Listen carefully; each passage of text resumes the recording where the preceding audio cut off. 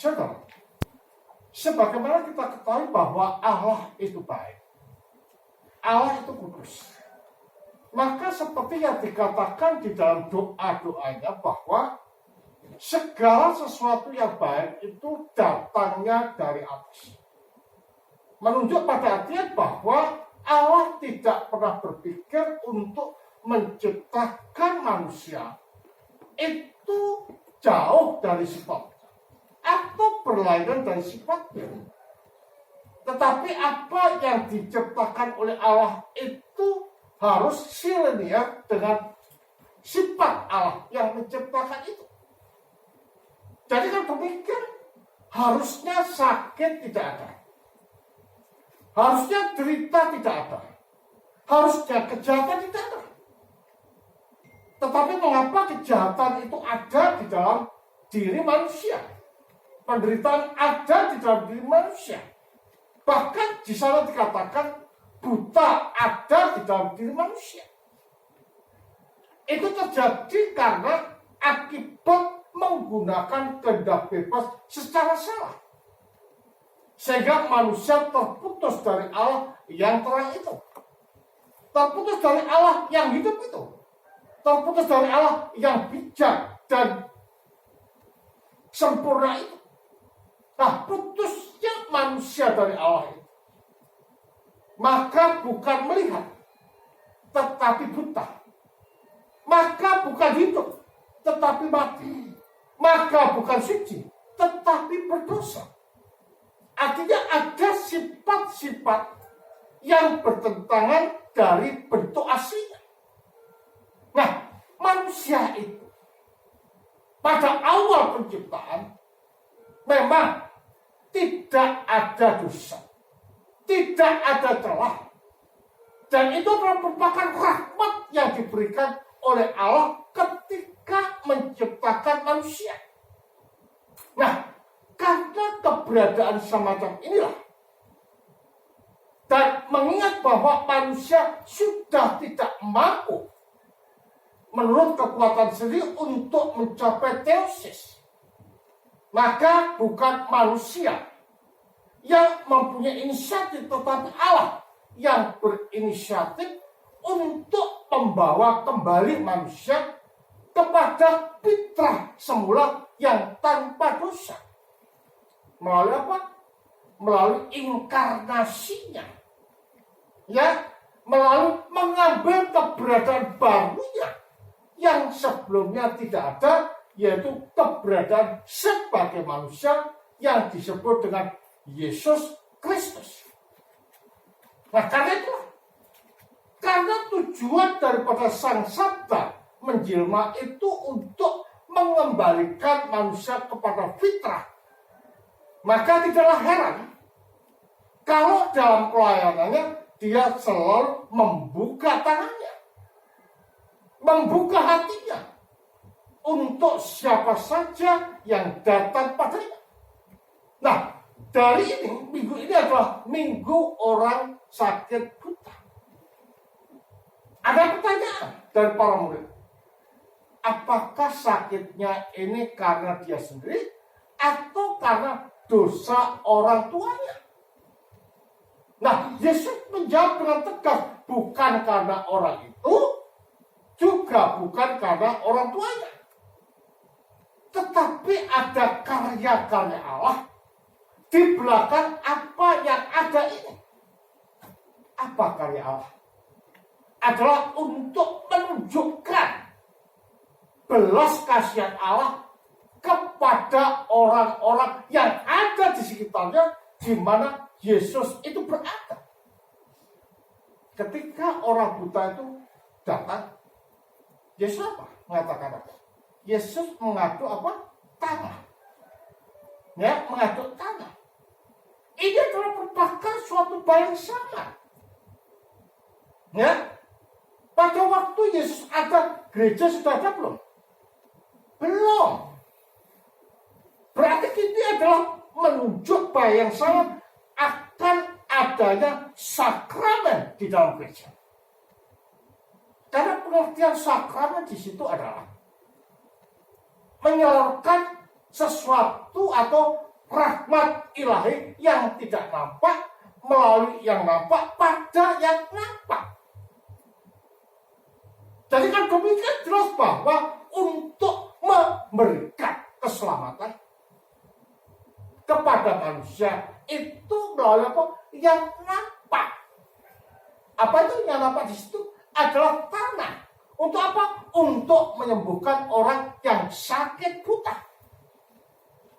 Jadi kan demikian jelas bahwa sakramen belum ada, karena gereja belum ada, tetapi sudah diisyaratkan bahwa di dalam gereja itu ada sakramen-sakramen.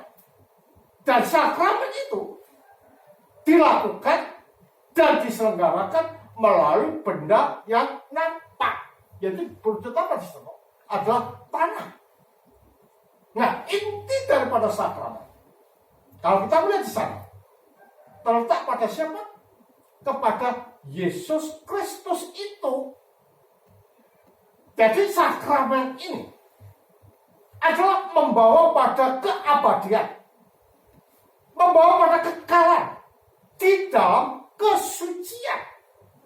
Nah, kalau artinya seperti itu, berarti kalau demikian sakramen itu tidak dibatasi dengan tujuh, tetapi sesuatu yang menjadikan kita suci dan masuk dalam keabadian, merefleksikan hidup Allah, itu sakramen. Itu yang dikatakan oleh Pater Cornelius dan juga para bapak gereja. Nah, kita melihat pada waktu orang ini disembuhkan, tepat pada hari Sabat. Makanya orang Farisi marah. Bagaimana orang ini melakukan mujizat atau perbuatan itu pada hari Sabat? Menunjuk pada artinya bahwa orang ini adalah orang berdosa. Orang ini adalah orang yang jauh dari Allah. Tetapi pemikiran yang logik dari orang yang disembuhkan bagaimana? Kalau dia orang berdosa bisa menyembuhkan aku yang sakit buta? Tidak mungkin. Berarti kalau demikian yang menyembuhkanku ini adalah orang yang benar, sosok yang lurus, sosok yang suci, sosok yang sempurna. Tetapi apa yang dikatakan oleh orang menjadikan orang-orang Farisi tidak mau tahu dan tanya kepada orang tua. Ya, tanya pada orang tuanya. Apakah betul ini anakmu? Ya, memang itu anakku. Ya, memang. Apakah dia buta? Ya, memang anakku buta. Bagaimana terjadi? Katakan dan tanyakan pada anakku, karena dia sudah dewasa dan bisa menjawab untuk dirinya sendiri. Dari sini kita dapat melihat bahwa orang Farisi tidak sadar dan tidak tahu siapakah Yesus ini. Dia menganggap bahwa Yesus adalah orang biasa. Tetapi dia tidak tahu bahwa kemanusiaan Yesus itu adalah kemanusiaan Allah. Dari sisi apa saja memang dia adalah manusia. Tetapi satu hal yang tidak sama dengan manusia, ia tanpa dosa. Nah, karena landasan inilah, maka dia dapat menyembuhkan. Bahkan ditanya lagi pada anaknya buta tadi, sampai anak yang buta diusir. Dan Yesus mengatakan, ditemu lagi yang Yesus dan mengatakan, percayakah engkau kepada siapa? Kepada anak manusia. Ya, kepada anak manusia. Mengapa Yesus dikatakan sebagai anak manusia? Ingat, kalau kita melihat di dalam Yohanes 14, sak egen, artinya telah menjadi daging. Nah, menjadi daging ini melalui peran Maria ini mengambil totalitas daging kemanusiaan masa lampau, sekarang, dan yang akan datang. the whole force of human being taking up. Jadi dia ambil semua di dalam dirinya sendiri. Sehingga dengan demikian dia dikatakan anthropos, yaitu sang manusia, penuh manusia.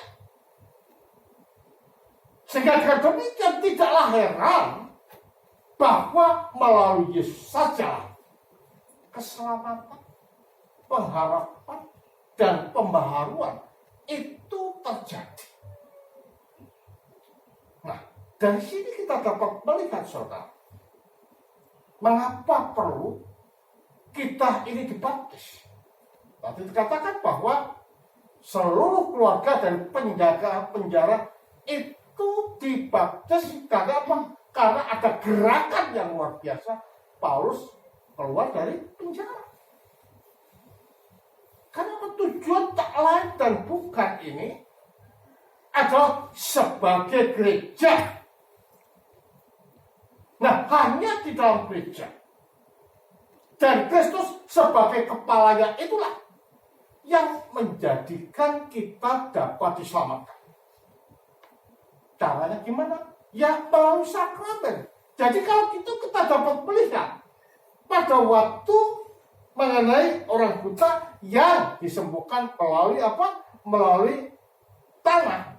Di sini akhirnya menginjak kepada realita tentang sakramen ditunjukkan.